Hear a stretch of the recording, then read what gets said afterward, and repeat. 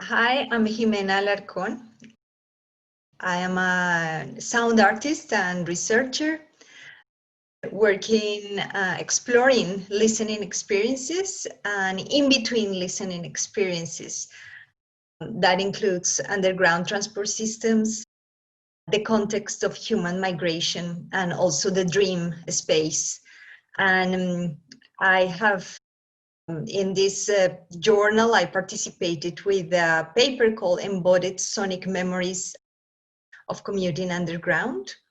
And I explore listening experiences and also mention a practice called deep listening, which I teach through the Center of Deep Listening. And I will be joining Jeff Benjamin, who will formulate some questions for me to touch in different aspects of my practice, my research, and specifically about this paper.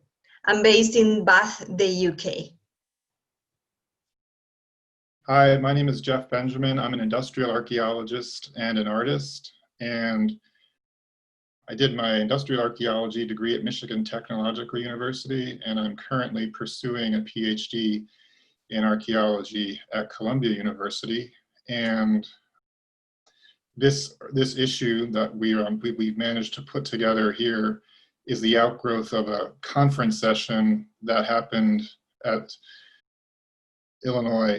University of Illinois, Champaign-Urbana in 2014. So this has been a long time coming, and all of the people who have been with us from the beginning deserve a lot of congratulations for their patience, for kind of staying with it, and very appreciative also to the Society for Industrial Archaeology for sticking with me and with us, for putting this issue together.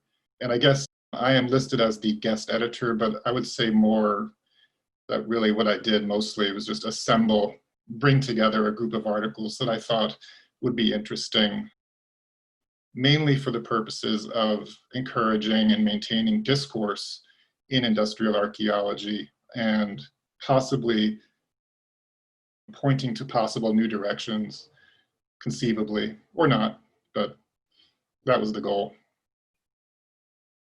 For those of you who are attending who haven't seen, this is the cover photo for the issue, and this is a photograph by Ximena. And I was wondering, Ximena, if you'd be willing to talk about this photograph in particular, or the role of photography in your work.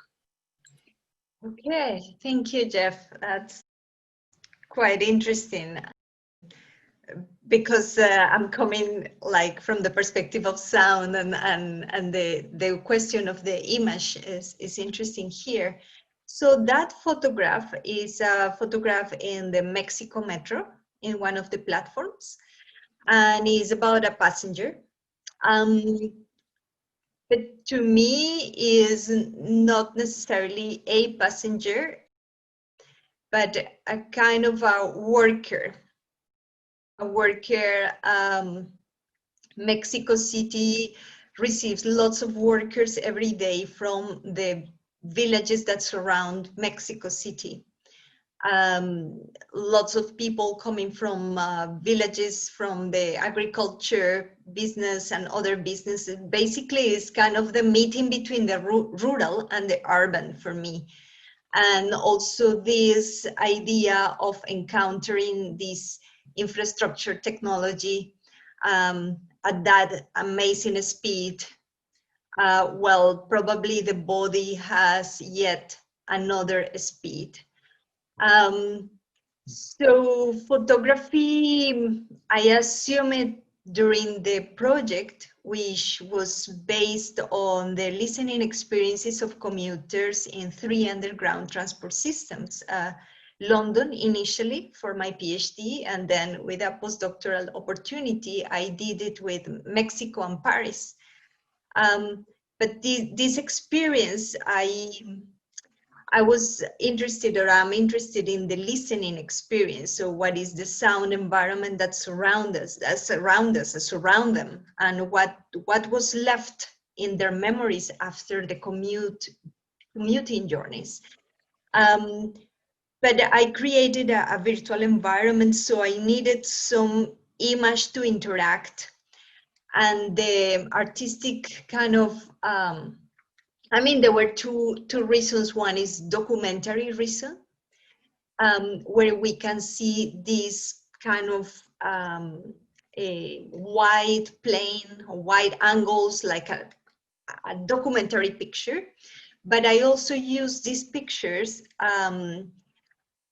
looking for textures, and that means when you go into each photo, you start to see, and you go into a zoom, I mean zooming in the photo, you start to see amazing details of that have a unique flavor of each space. So that could be a bit of the floor, what are the materials, a bit of the train, the clothes that people are using, a bit of their expressions, and all of that, I use it for the virtual environment sounding on the ground that I created based on this experience as an online kind of vehicle.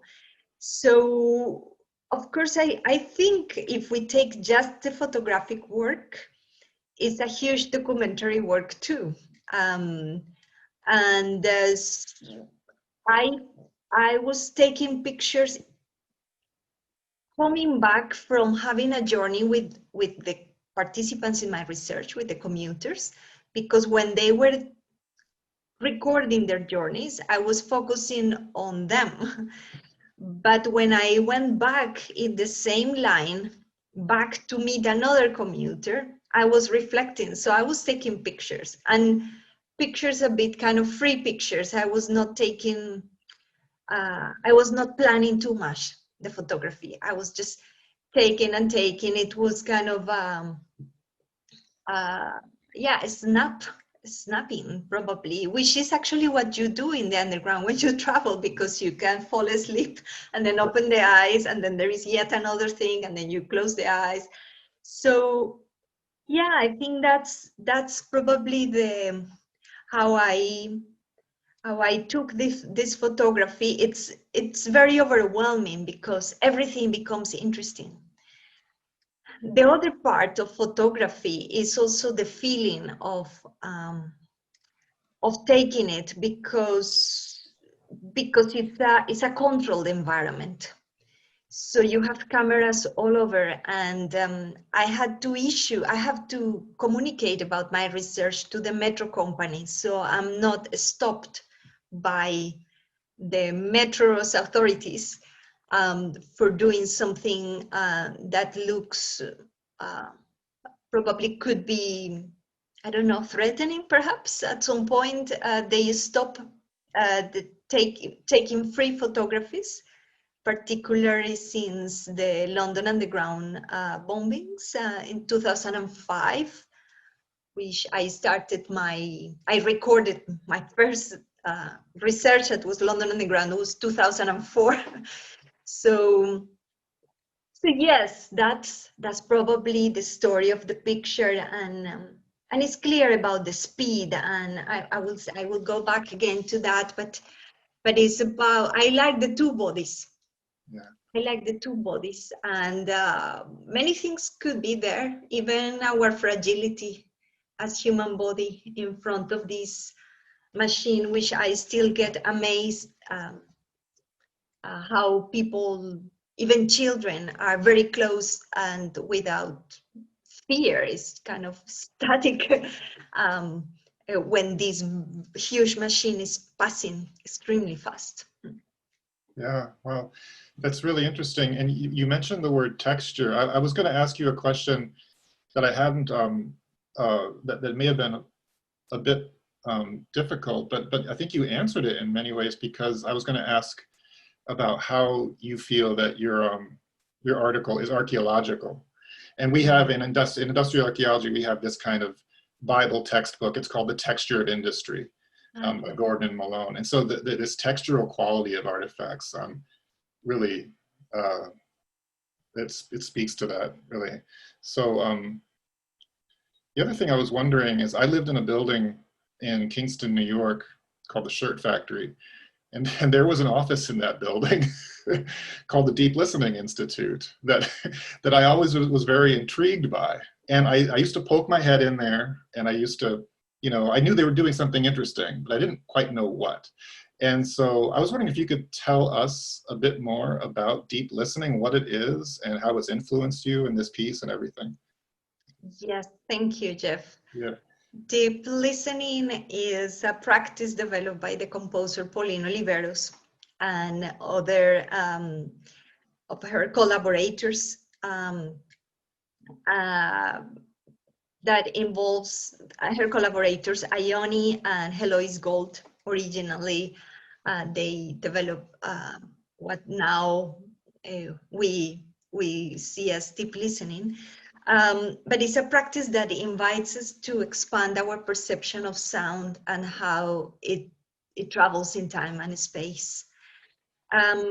It's a practice that invites us to have attentional dynamics to sound. So it's how the sound, how many sonic sources come at once, and we can experience that as some musical composition, but also how we can focus in a particular source and follow it until it ends.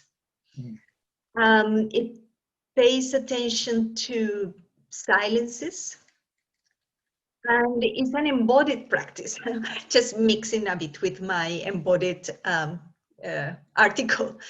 It's an embodied practice because we are vibration, sounds are vibration, and we are feeling that, even if we sometimes don't hear it, but we are feeling it.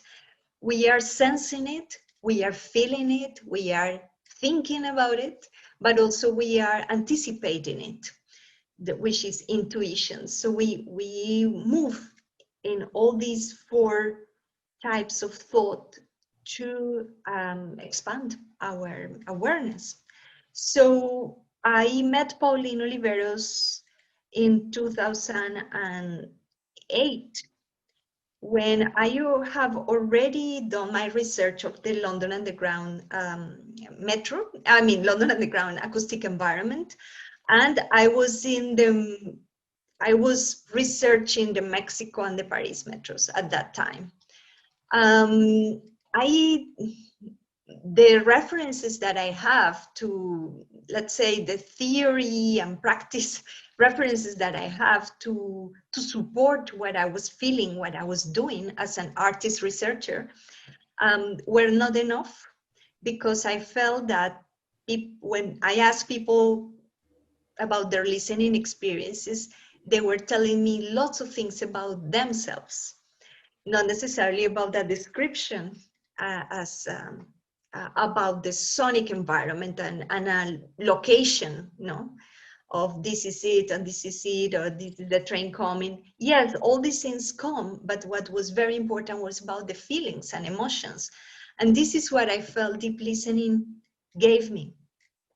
And not only that, but the name deep listening, it was coined by Pauline with the experience of improvising, going to a water cistern underground, about 20 meters underground. And then she experienced with the other two improvisers, Stuart Dempster and Panayotis, they experienced a very special reverb. It was 45 seconds reverb, but it was a reverb that helped to listen to yourself and to the others. So it was kind of perfect for them. So they felt that they have the agency as an individual player, and also they are connected with others.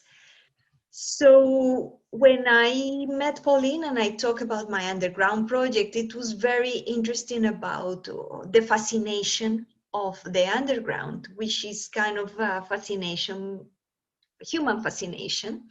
What is there in the underground? How we listen, what is happening to us in those spaces, because everything changes. So it invited me to these two things, to think of the underground as a special acoustic environment, or almost magical, but also to understand that there is a space for inner listening, that someone else was talking about that, and that was validating it. That was not only my imagination. And so it was an opportunity to grasp all what I was receiving from the participants in my research.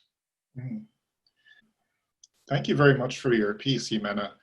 I have a lot of impressions from it. It was very impressionistic, you know, to me. It was very peaceful, and I'm increasingly concerned about the health of the archaeological organism. And one of the aspects of your piece, its internal quality, the internal experience of sound, made me think about healing on some level.